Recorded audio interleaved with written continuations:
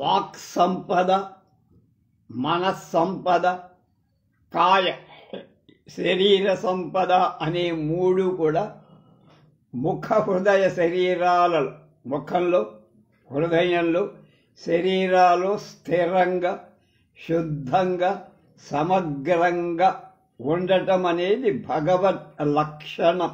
అది భగవంతుడు అంటే ఇవన్నీ ఉండటం. అలా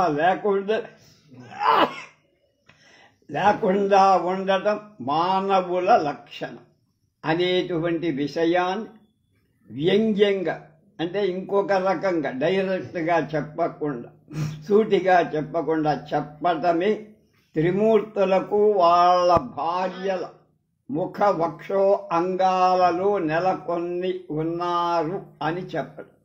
ముఖం మీద, వక్షం మీద, అంగం మీద, ముఖం మీదము బ్రహ్మ, ముఖం మీద సరస్వతి, విష్ణువు వక్షస్థలం మీద లక్ష్మీదేవి, అలాగే శివుడికి అర్ధాంగిగా పార్వతి. అలాగన్నమాట. అది విభిన్నంగా ఉన్నట్లు కనిపించినా ఒక్కటిగానే ఉన్నారు అంటానికి దాంపత్యానికి ఒక చిహ్నం.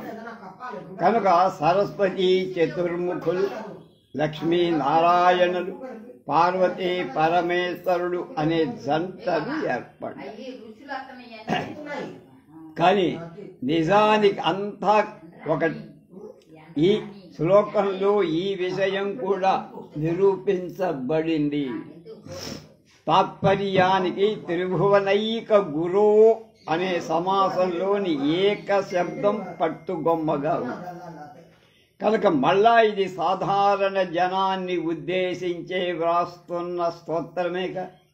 కనుక మళ్ళా దాంపత్యం అనే సంధి ఇక్కడ సంధింపబడి త్రిభువనైక గురోస్తరుణ్యై అనే త్రిభువనాలకు ఏక గురువైన ఒకే ఒక తండ్రి, గురువు పెద్దవాడు, ఆమె తల్లి. కనుక ఒకే గురువు, ఒకే తల్లి, ఆ తరుణి ఆమె. కనుక వాళ్ళిద్దరూ అవ్యయాలు, ఒకళ్ళను ఒకళ్ళు విడిచిపెట్టి ఉండలేని వారు, ఉండని వారు. అలాగే సృష్టి స్థితి ప్రళయాలు ఆ తల్లికి ఆట, కేళీ విషయం అనటం చేత ఈ కార్యం హేళగా లీలగా చెయ్యటం అనే విషయాన్ని స్ఫురించి ఆ తల్లి సామర్థ్యానికి అంతు లేకుండా అమేయం అనేటు పెట్టిగా అమేయం అనిపించేటట్టుగా భగవత్పాదులు రాశారు అన్నారు.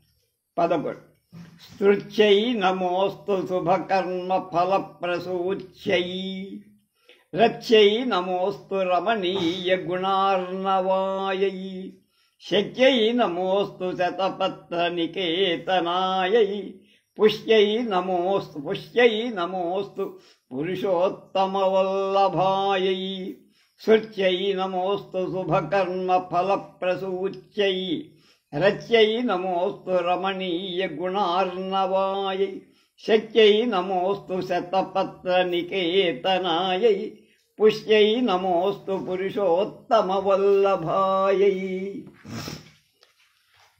పుణ్యకర్మాల ఫలాన్ని ప్రసాదించే శృతి రూపిణికి, వేద స్వరూపిణికి నమస్కారం. మనోజ్ఞ గుణాలకు నిలయం ఆలవాలమైన రతి రూపిణికి నమస్కారం. శతపత్రం కమలంలో నెలవుగా ఉన్న, అంటే కమలంలో ఉండే శక్తి స్వరూపిణికి నమస్కారం. పురుషోత్తముడి ఇల్లాలైన పుష్టి స్వరూపిణికి నమస్కారం. పుణ్యకర్మల ఫలాలను ప్రసాదించే శృతి రూపిణికి నమస్కారం, వేద స్వరూపిణి.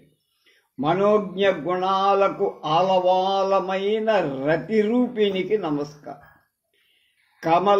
కమలంలో నెలకొని ఉన్న గల శక్తి స్వరూపిణికి నమస్కారం. పురుషోత్తముడి ఇల్లాలైన పుష్టి స్వరూపిణికి నమస్కారం. మహాలక్ష్మి శృతి స్వరూపిణి, వేద స్వరూపిణి. శృతి అంటే వేదమాత, జ్ఞాన విజ్ఞానాత్మకమైన సకల విద్యలు ఈ పదానికి అర్థంగా తీసుకోవాలి.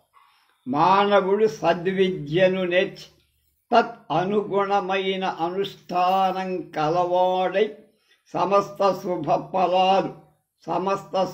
ఫలాలు పొందగలడు. దీనికి కూడా తల్లి అనుగ్రహం ఉంటేనే జరుగుతుంది. మానవుడికి ఐహిక ఆముష్మిక విషయాలలో సమగ్రమైన ప్రీతి, కోరిక, ఇష్ట, నిష్ట కావాలి. లక్ష్మీదేవి అలాంటి ప్రీతి స్వరూపిణి.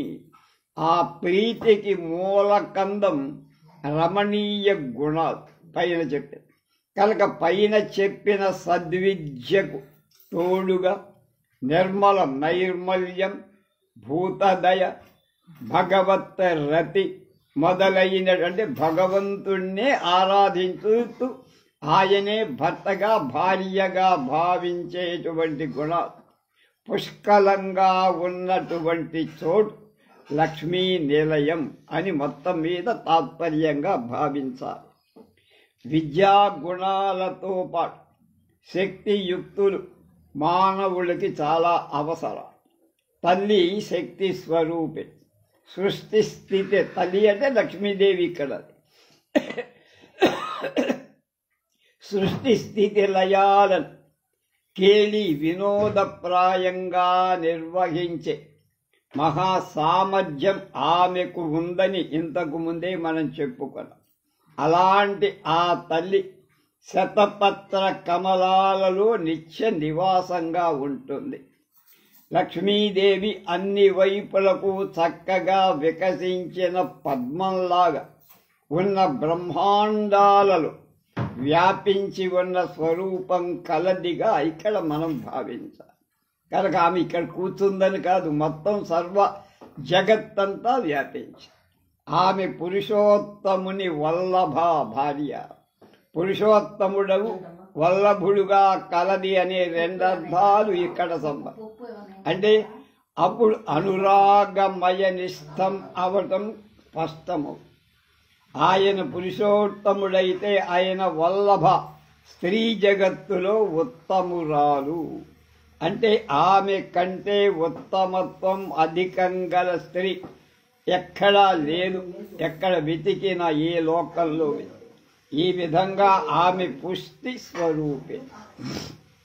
ఏ కోణం నుంచి చూసినా అపేక్షణీయం అవంతా కూడా లేని స్థితినే పుష్టి అంటే కంప్లీట్ అంటాం మనం ఇంగ్లీష్లో. కనుక అక్కడ ఇక్కడ వంక పెట్టడానికి ఏం లేదు, లేనిది అంటూ ఏమి లేదు, అన్నీ అందులోనే ఉన్నాయి. అది భగవతి లక్షణం, భగవంతుడి లక్షణం కూడా. తర్వాత 18వ శ్లోకం.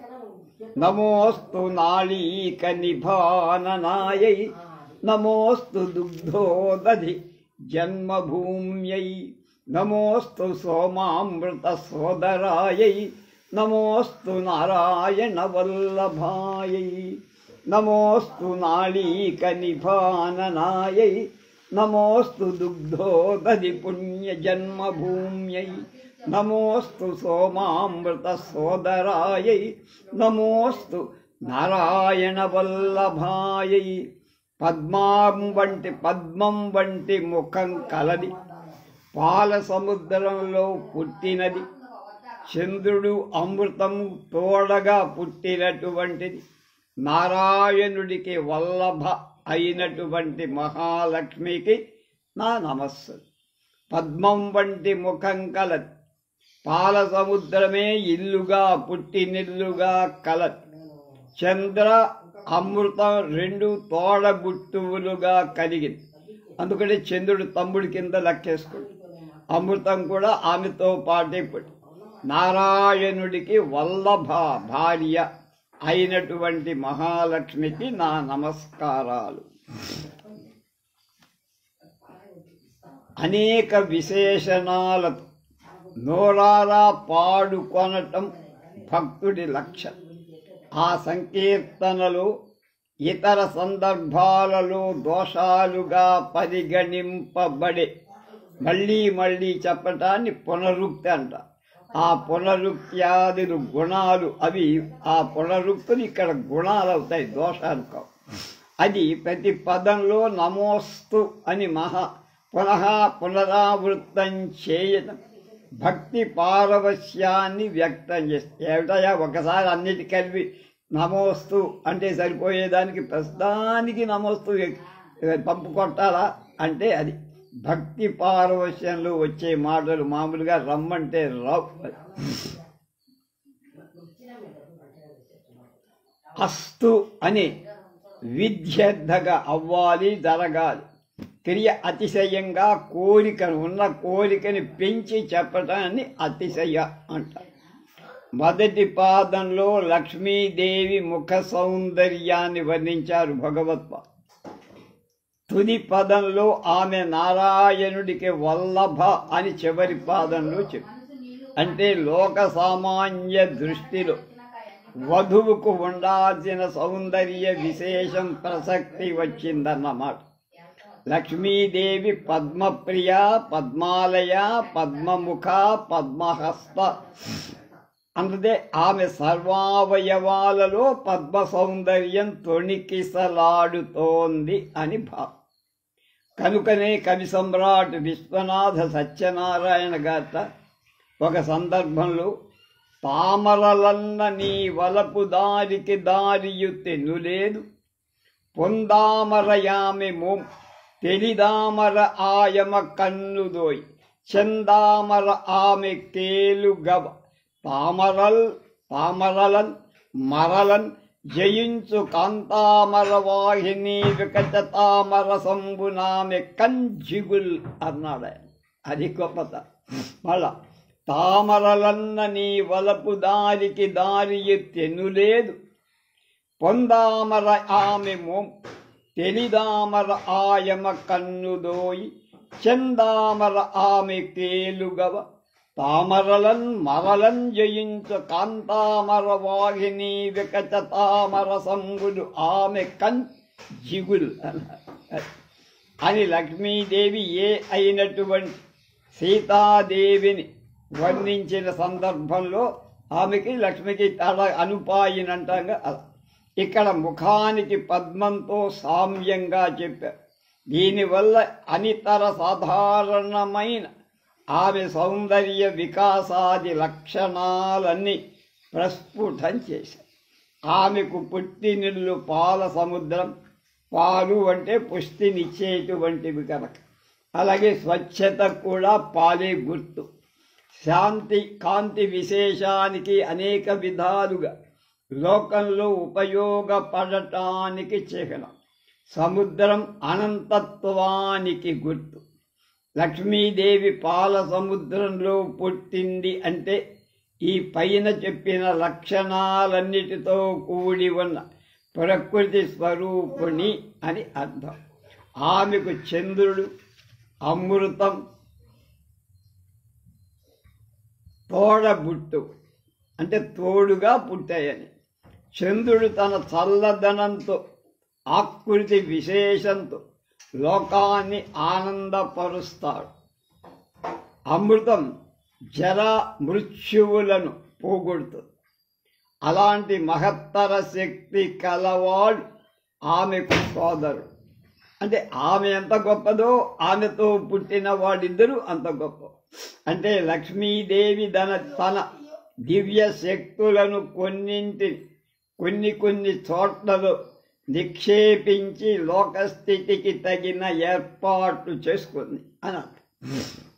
ఇందు వ్యంగ్యంగా వధూ సమగ్ర సౌభాగ్యం అని పెళ్లి కూతురు ఎలా ఉండాలి, ఆమె సౌభాగ్యవంతులుగా రాదుగా ఉండాలంటే ఏ లక్షణాలు అవన్నీ చెప్పి, ఆమె స్వయంగా రూపవతి, అభిజాత్యం కలది, విశిష్ట లక్షణాలు కల అన్నదమ్ములున్నారు.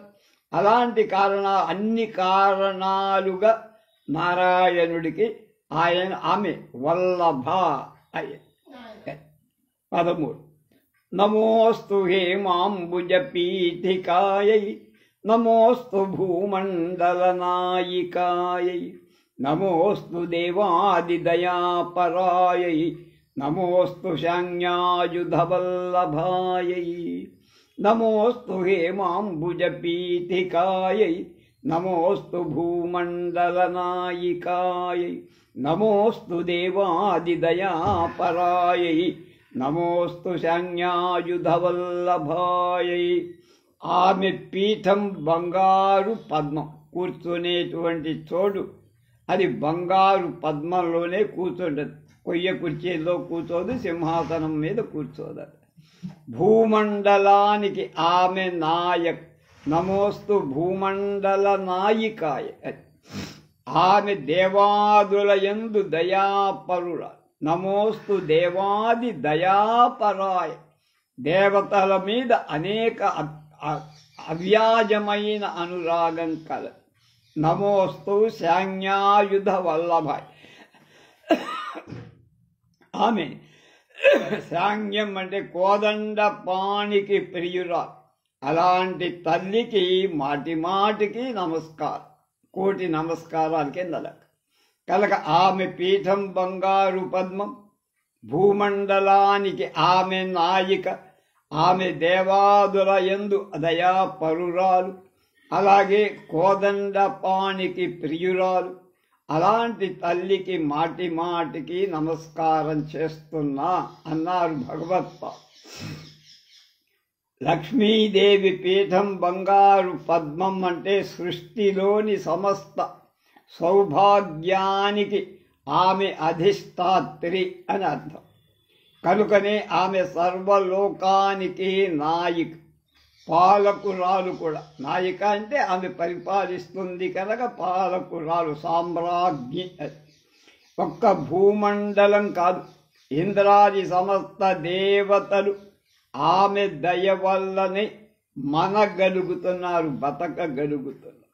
కనుక ఆమె శాంగ్యం అనే ఆయుధంగా కల, ఆయుధాన్ని అనే శాంగ్యం ఆయుధంగా కల శ్రీమన్నారాయణుడికి వల్లభ భార్య అయింది, అర్ధాంగి అయింది. ఇక్కడ శాంగ్య ప్రస్తావన ఎందుకు కావాలి? శంకరం అంటే శంఖ చెప్పచ్చు, చక్రం చెప్పచ్చు, గద ఏదో కౌమూదికి చెప్పలేదే. కానీ శాంగ్య ప్రస్తావన చేత భూమండలానికి రాక్షసాదుల వల్ల ప్రమాదం వస్తే అవసరాన్ని బట్టి ఆయుధం ధరించి రాక్షస సంహారం చేయటానికి ఆమె సమర్థురాలవుతుంది అనే అర్థం ఆయనకి చెప్పినా ఈమెకు కూడా. ఎందుకంటే ఆమెతో పాటు, ఆయనతో పాటు ఈవిడ కూడా ఉంటుంది కానీ అర్థం. కనుక సత్యభామ నరకాసుడి కొడుకే కదా, భూదేవి కూడా. వాణ్ణే సంహరించింది కృష్ణుడు పక్కన ఉండి. సత్యభామాది స్వరూపాలు ఇక్కడ ఒకసారి జ్ఞప్తికి తెచ్చారు. ఆమె కేవలం విష్ణువుకు భార్య అవటంతో సంతృప్తి పడక విష్ణుదేవుని కర్తవ్యమంతా తనపై వేసుకొని అంతా నిర్వహిస్తూ ప్రియపతి అయిన విష్ణుమూర్తి ప్రీతిని అనుసంధిస్తోంది అని ఈ శ్లోకార్థం అంటున్నారు ప్రాచార్య శలాకవారు. బంగారానికి, వన్నెకు, విలువకు, రూపుమాసు పోని తనానికి ప్రసిద్ధికెక్కిన పదం. వెండి మాసిపోతుంది, ఇత్తడి అలాగే రాగి కిలుంబడుతుంది, కానీ బంగారానికి ఆ లక్షణం లేదు. పద్మానికి వికాసానికి, సువాసనకి, కాంతికి, సౌందర్యానికి పేరు. అలాంటి బంగారు పద్మం మహాలక్ష్మికి పీఠం, ఆసనం. అంటే పైన చెప్పిన లక్షణాలన్నిటిని వశపరచుకొని విరాజిల్లుతున్న లక్ష్మీదేవి ఇక్కడ సర్వజీవకోటికి వందనీయురాలు అవటం ఆచార్యపాదులు ఇక్కడ ప్రతిపాదించారు. ఈ పీఠం చతుర్దశ భువనాల మహాసామ్రాజ్యానికి సింహాసనం లాంటిది. దాని మీద అధివసించిన వ్యక్తి ముల్లోకాలకు ఏలిక ప్రభువు. కనుకనే వెంటనే మాట భూమండల నాయిక అన్నారు. కనుక నాయిక అంటే నడిపేది. నాయిక నాయకుడు అంటే నడిపించేవాడు, నాయకి అంటే సినిమాలో కూడా నాయక నాయకుడు, హీరో హీరోయిన్ అంటారు అలాగా.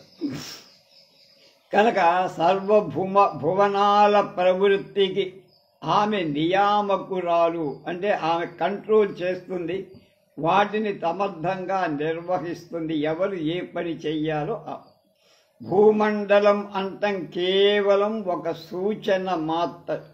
చతుర్దశ భువనాలని అది సూచిస్తుంది.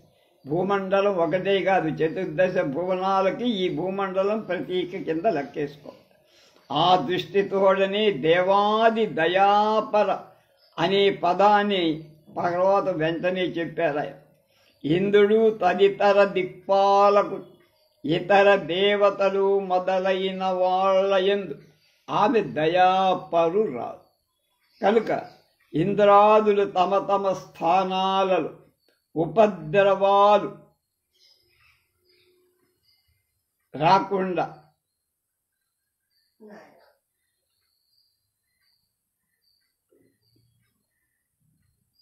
ఉన్నారు అంటే దానికి మహాలక్ష్మియే కారణభూతం, ముఖ్య కారణం. కనుక ఈ విధంగా సర్వ జగత్ సామ్రాజ్ఞత్వం అందు వ్యక్తం చేస్తుంది. Empress of the whole universe అని అంటాం మనం మామూలు. సామ్రాజ్య ధారణకు ఆయుధ ధారణ ఉండాలిగా. ఎంత గొప్ప సామ్రాజ్యాన్ని పరిపాలించినా చతురంగ బలాలు ఉండాలి. చేతిలో ఆయుధం లేకపోతే ఎవడు లెక్క చేయడు కదా. కనుక శాన్యాయుధ వల్లభాలు, శాన్యం అంటే విష్ణుమూర్తి ఆయుధం. విష్ణువుకి దుష్ట శిక్షణ శిష్ట రక్షణ అవసరాలు.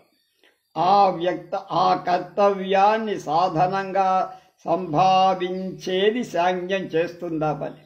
కనుక అది ఆయుధాలుగా కలవాడి వల్లభ. కనుక ఆయన చేతిలో ఆయుధం ఉంటే ఆమె దగ్గర ఉన్నట్టే కదా. ఆమెకు సర్వలక్షణాలు ఆయన వల్ల సంక్రమించాయి అని లోక దృష్టితో చెప్పారు భగవత్పాద. నిజానికి ఆమె ఆయన, ఆయనే ఆమె అని చెప్పాం కదా. కనుక అలాంటి తల్లి యొక్క పదానికి నమస్కారం. 14. నమోస్తు దేవ్యై భృగునందనాయై నమోస్తు విష్ణో ఉరసి స్థితాయై నమోస్తు లక్ష్మై కమలాలయాయై. ఎంతసేపు ఆ కమలాలయ అనే మాట వదిలిపెట్టట్లా. నమోస్తు దామోదర వల్లభాయై. మళ్ళా నమోస్తు దేవ్యై భృగునందనాయై నమోస్తు విష్ణోరురసి స్థితాయై నమోస్తు లక్ష్మై కమలాలయాయై నమోస్తు దామోదర వల్లభాయై.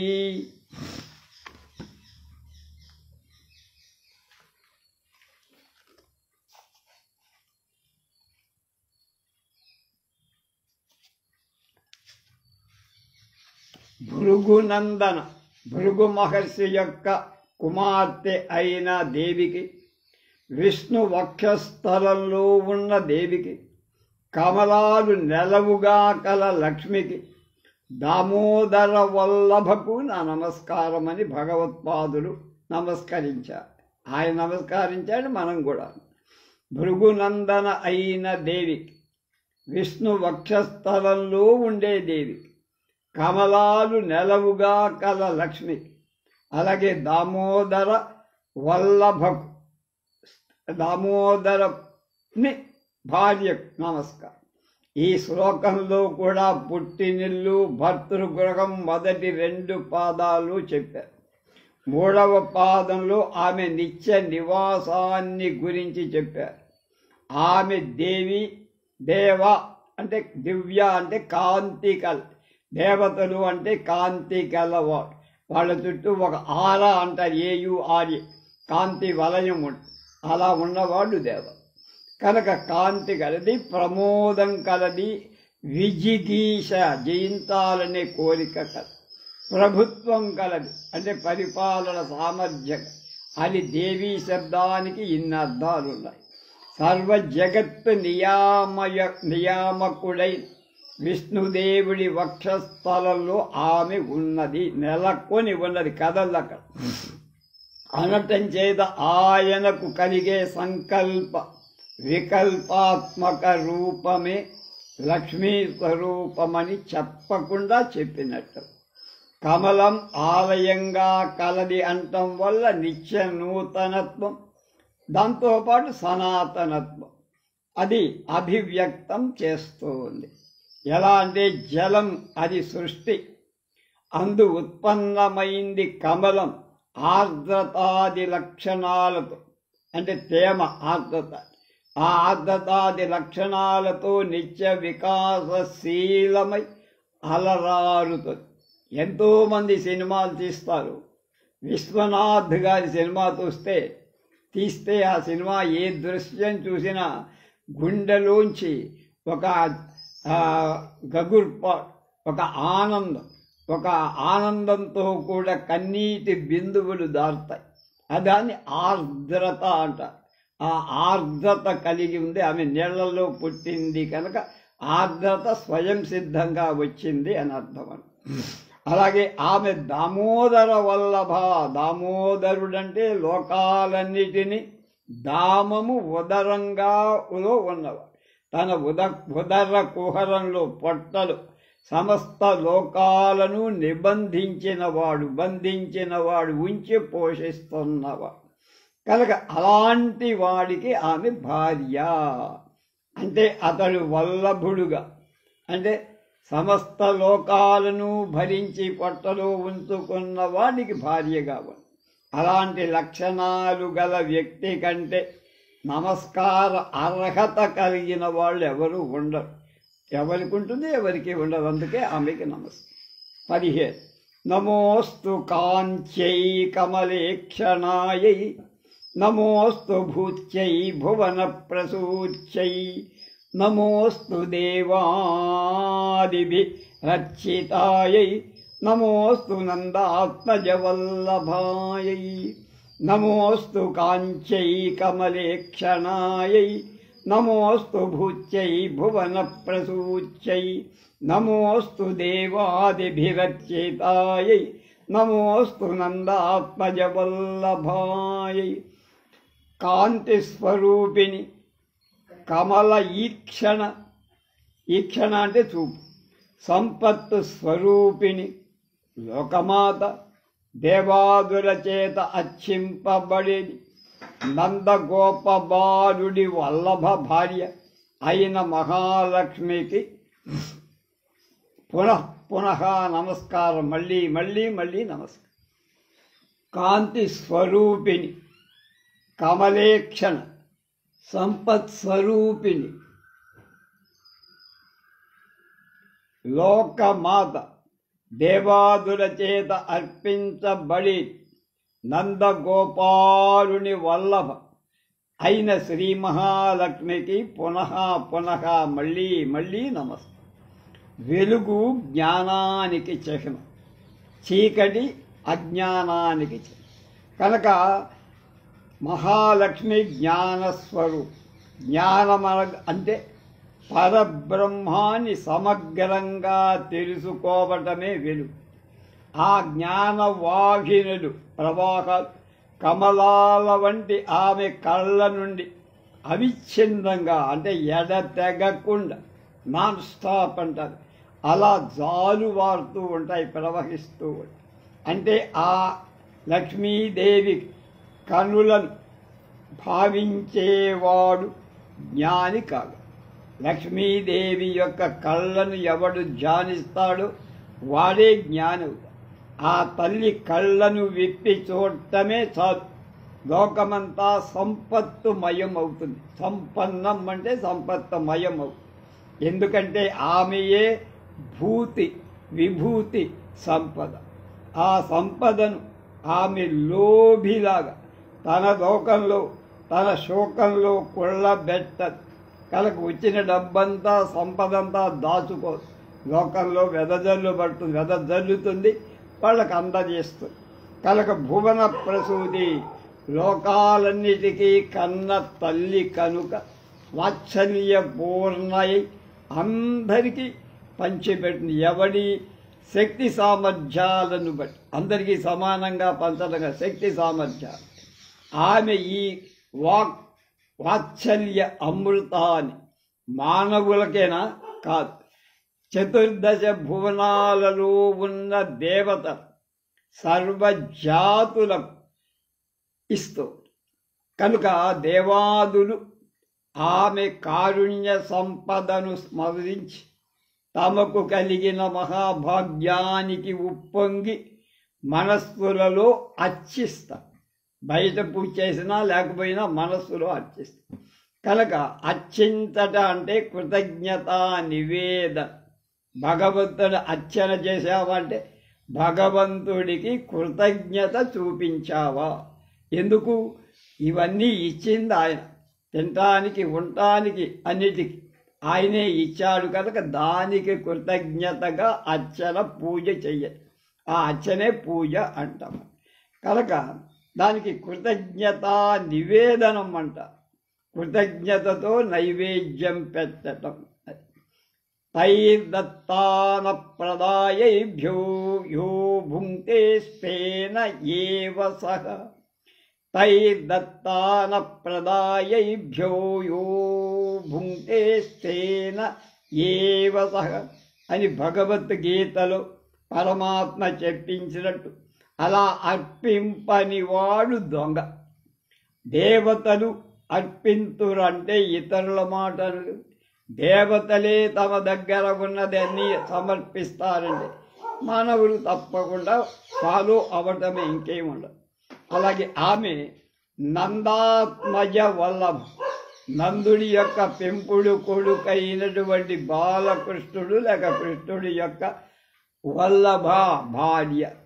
నందాత్మజుడు కృష్ణుడు, అతడికి ప్రియ, అతడు ప్రియుడుగా కలది ఆమె.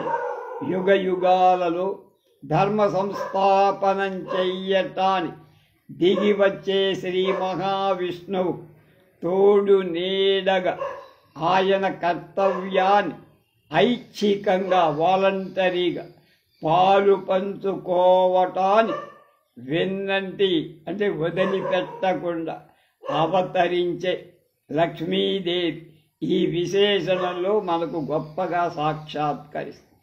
ఇక చివరగా ఉన్న 4 శ్లోకాలలో దేవిని అంటే లక్ష్మీదేవిని పలు విధాలుగా భావించటం జరిగింది.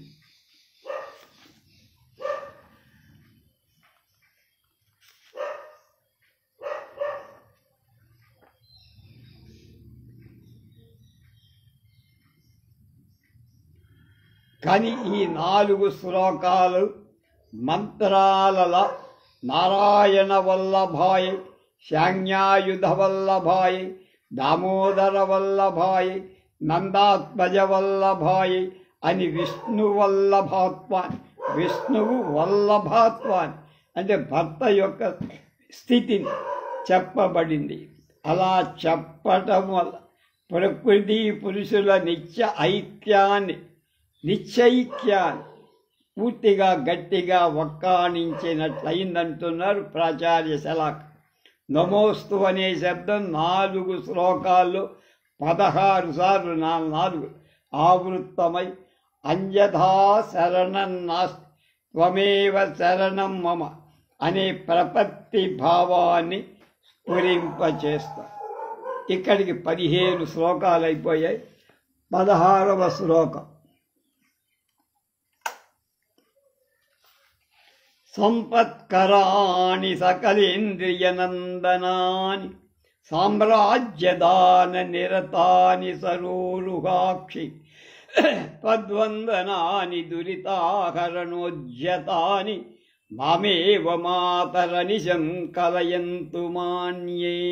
మళ్ళ సంపత్కరాణి సకలేంద్రియనందనాని సామ్రాజ్యదాన నిరతాని సరోరుహాక్షి త్వద్వందనాని దురితాకరణోజ్యతాని మమేవ మాతర నిజం కలయంతు మాన్యే. అమ్మా, నీకు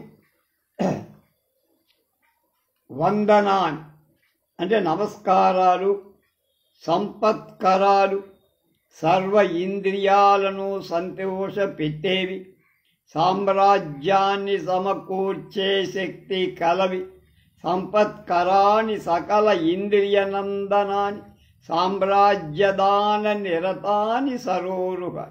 అలాగే సామ్రాజ్యాన్ని సమకూర్చేటువంటి శక్తి కలవి, పాపాలను త్వద్వంద్వనాని దురితాపహరణోజ్జత, పాపాలను సమూలంగా పీకెయ్యటానికి సిద్ధంగా ఉన్నాయి.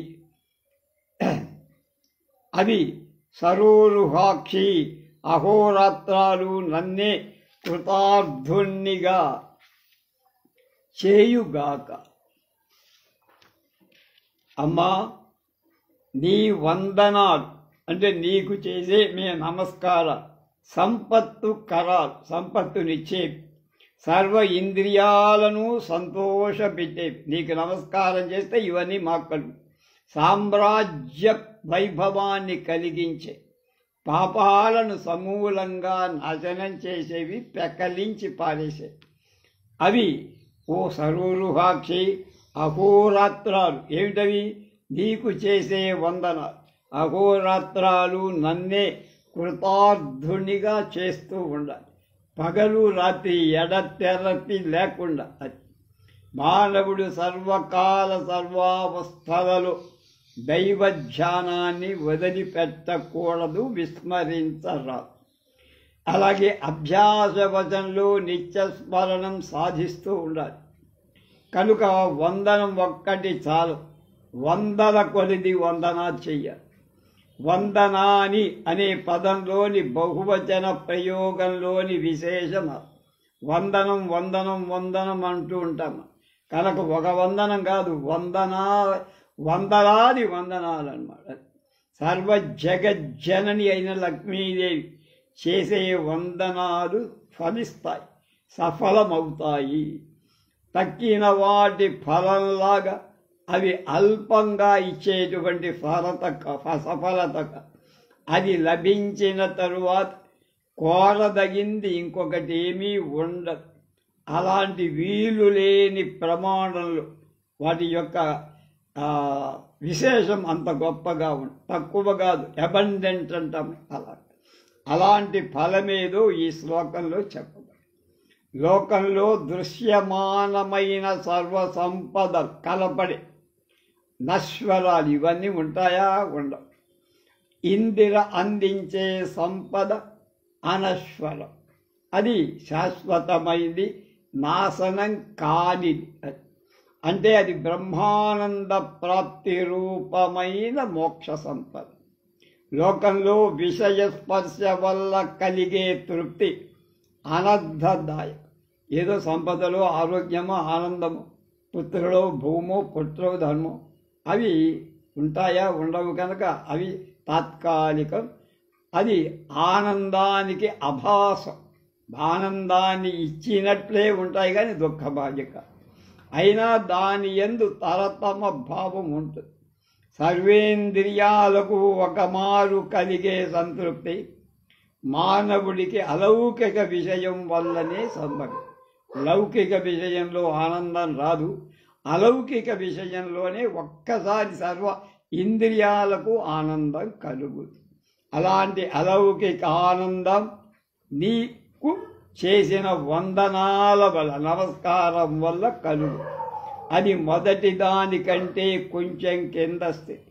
ఒక చక్రవర్తి పొందే ఆనందం తక్కిన మానవ కోటి పొందే దానికంటే గొప్పది. ఆ ఆనందం ఆనందమానంలో మొదటి మెట్టులు కింద. లక్ష్మీదేవికి చేసిన వందనాల వల్ల అదే లభిస్తుంది. ఆ ఆనందంలో దేన్ని పొందాలన్నా మానవుడికి దురిత స్పర్శ అనంతంగా ఉండరా, పాపము ఛాయ పడదు. కనుక ఆ వందనాలు పాతకాలను పరిమార్చి వెయ్యటానికి సిద్ధంగా ఉంటాయి.